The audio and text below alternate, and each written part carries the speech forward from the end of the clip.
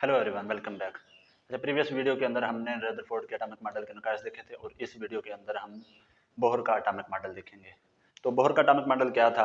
Rutherford के atomic model के निकाय को ध्यान में रखते हुए बोहर ने 1913 के अंदर एक एटॉमिक मॉडल दिया जो कि प्लांक्स की क्वांटम थ्योरी के ऊपर, मैक्स प्लांक्स की क्वांटम थ्योरी के ऊपर बेस करता था। तो पहले तो ये देखते हैं कि मैक्स प्लांक्स की क्वांटम थ्योरी क्या थी। तो जो रदरफोर्ड का एटॉमिक मॉडल था क्लासिकल थ्योरी ऑफ रेडिएशन के ऊपर बेस करता था, लेकिन जो बोहर ने एटॉमिक मॉडल दिया वो मैक्स प्लांक्स की क्वांटम थ्योरी के ऊपर बेस करता था। तो मैक्स प्लांक्स की क्वांटम थ्योरी के मुताबिक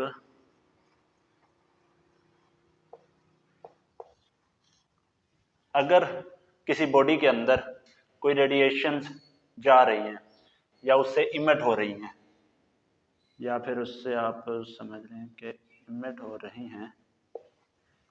रही हैं, तो वो रेडिएशंस या फिर वो एनर्जी जो है ना वो कंटिन्यूस नहीं होगी। मैक्स प्लांक्स के मुताबिक वो एनर्जी, वो रेडिएशंस कंटिन्यूस नहीं होंगी, क्योंकि जो रदरफोर्ड का एटॉमिक मॉडल था वो तो हमें ये कहता था कि जो एनर्जी ऑफ इलेक्ट्रॉन्स है वो कंटिन्यूसली इमिट हो रही है या फिर एब्जॉर्ब हो सकती है। ठीक है, एब्जॉर्ब या इमिट वो कंटिन्यूसली होगी। लेकिन जो मैक्स प्लांक्स ने जब क्वांटम थ्योरी अपनी पेश की तो उन्होंने कहा कि कोई भी जिस्म एनर्जी को खारिज या एनर्जी को एब्जॉर्ब या एनर्जी को जज़ब कंटिन्यूसली नहीं करता, बल्कि ये डिसकंटिन्यूस मैनर में करता है। डिसकंटिन्यूस मैनर में किस तरह से? वो इस तरह से,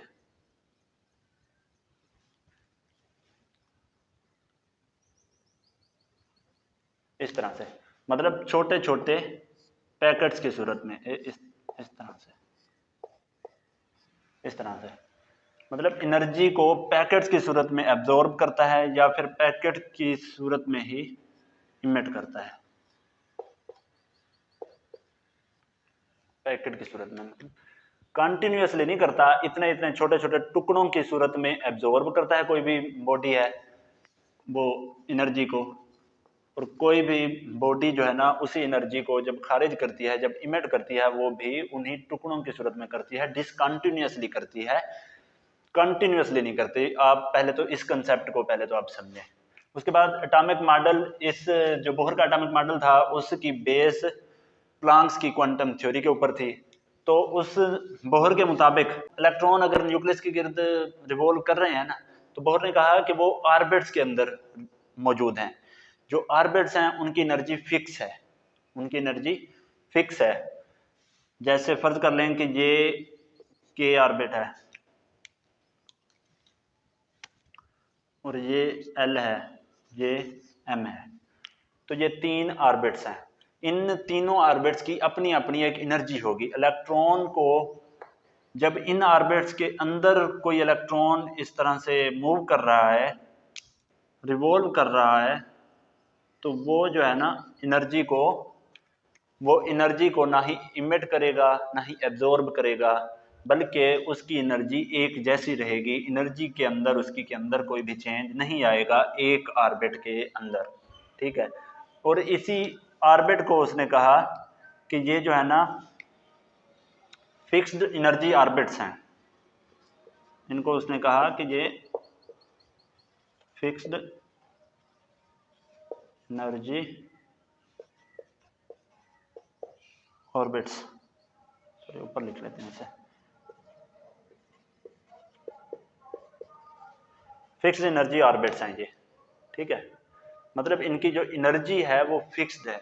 इनकी एनर्जी के अंदर, जैसे कि रदरफोर्ड ने कहा था, तब्दीली नहीं आ रही। अगर कोई इलेक्ट्रॉन न्यूक्लियस के गिर्द किसी एक ऑर्बिट के अंदर रिवॉल्व कर रहा है तो वो एनर्जी को ना ही इमिट करेगा ना ही एब्जॉर्ब करेगा। ये था बोहर के एटॉमिक मॉडल का main concept.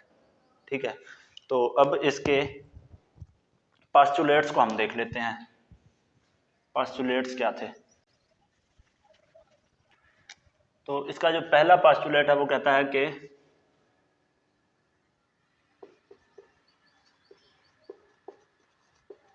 Hydrogen atom consist of tiny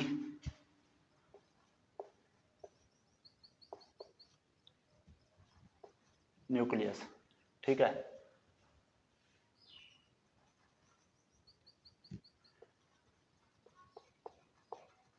electrons can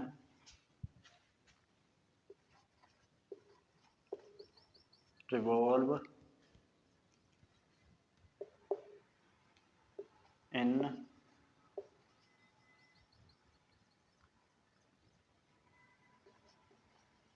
any of orbits of radius r।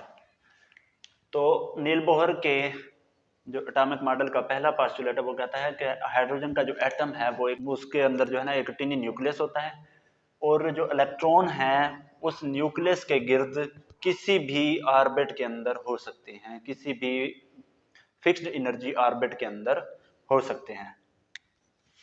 Second postulate क्या है? सेकंड पोस्टुलेट कहता है कि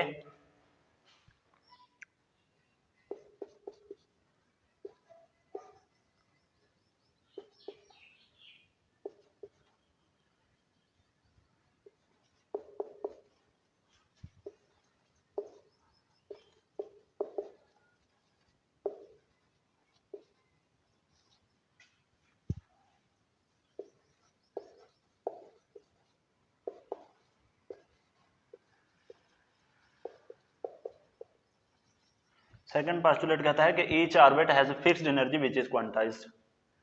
ठीक है, हर एक ऑर्बिट की एक फिक्स्ड एनर्जी है, ठीक है, जो कि क्वांटाइज्ड है। क्वांटाइज्ड मतलब उसको दी गई है, उसकी मतलब फर्ज कर लें कि एक ऑर्बिट है, ये हम यहाँ पे छोटा सा एक बना लेते हैं, ये एक ऑर्बिट है, इसकी एनर्जी 4 है, इसकी एनर्जी 8 है, तो इसकी एनर्जी 4 है, तो कहीं पे भी आप चले जाएं इसकी एनर्जी इस जगह पे भी 4 होगी, इस जगह पे भी 4, इस जगह पे भी 4, इलेक्ट्रॉन जहां पे भी रिवॉल्व करेगा उसके पास जो एनर्जी होगी उसकी वो 4 ही होगी। ठीक है, 4 ही होगी। और ये वाला ऑर्बिट है, अगर इसकी एनर्जी 8 है तो इलेक्ट्रॉन जब भी इसके अंदर रिवॉल्व करेगा तो उसकी एनर्जी 8 ही होगी, जहां पे भी हो इलेक्ट्रॉन, भले यहाँ पे मौजूद हो, यहाँ पे मौजूद हो, यहाँ पे मौजूद हो, जहां पे भी मौजूद हो, रिवॉल्व जरूर करेगा लेकिन एनर्जी को वो इमिट या एब्जॉर्ब नहीं करेगा। अच्छा, जो थर्ड पॉइंट है वो कहता है कि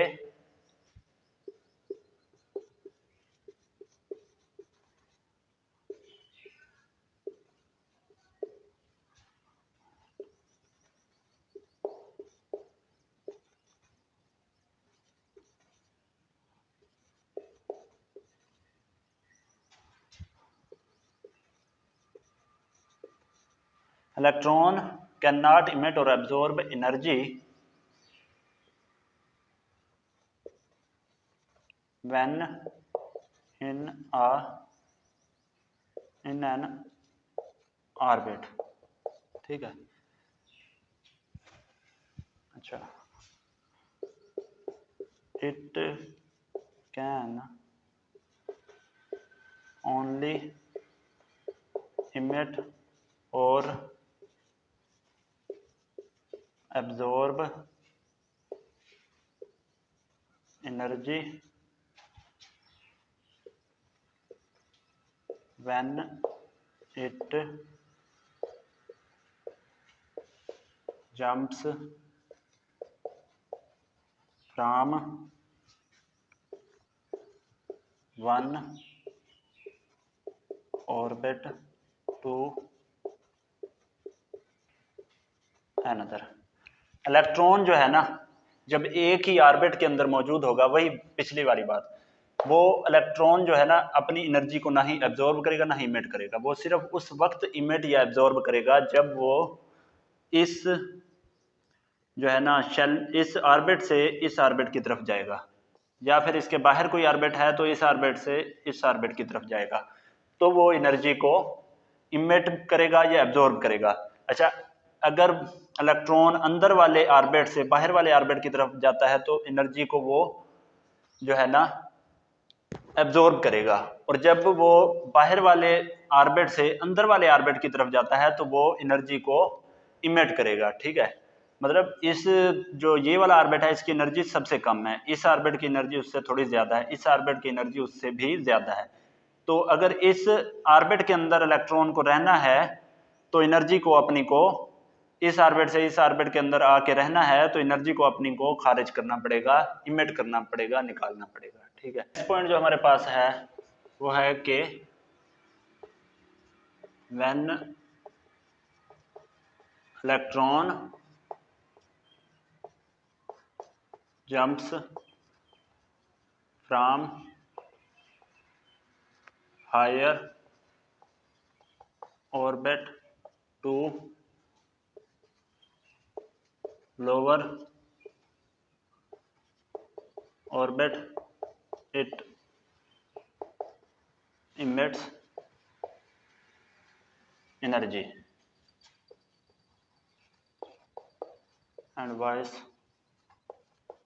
versa।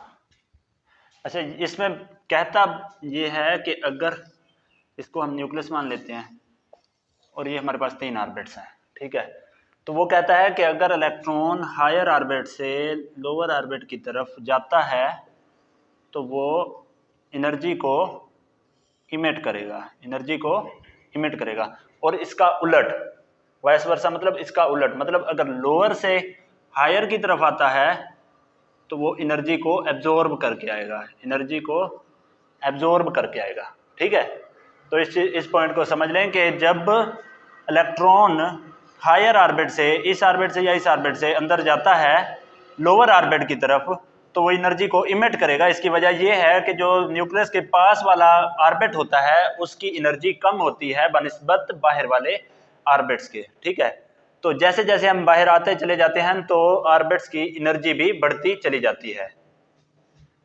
Next, this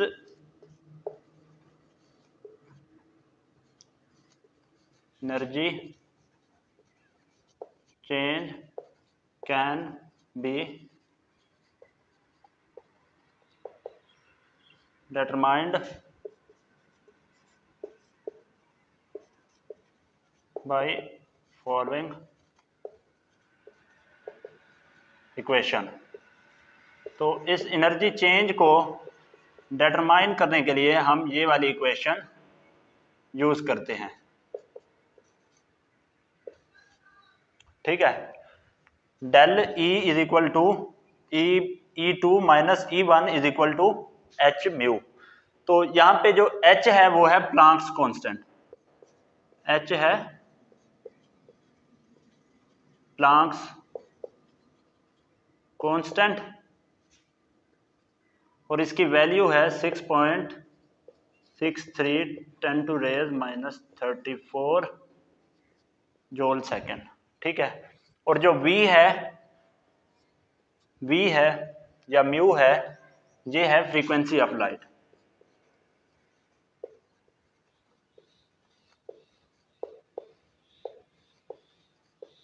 mu frequency of light है। नेक्स्ट पॉइंट जो हमारे पास है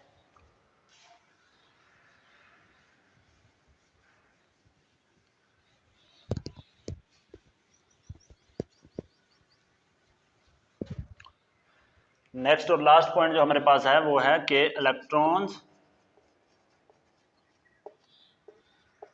can revolve only in orbits of fixed angular momentum.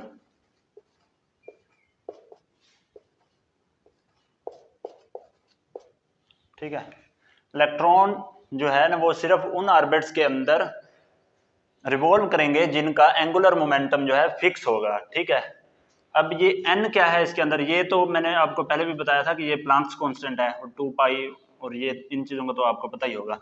तो n क्या है, एन को देख लेते हैं। एन बोलते हैं जोन सा भी ऑर्बिट होगा ना उसके नंबर को एन बोलते हैं। जैसे हमारे पास ये फर्स्ट ऑर्बिट है तो इसको 1 कहेंगे, तो यहाँ पे n इज इक्वल टू 1 होगा, यहाँ पे n इज इक्वल टू 2 होगा, और यहाँ पे n इज इक्वल टू 3 होगा।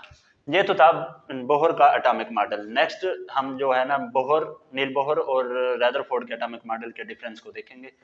अल्लाह हाफिज।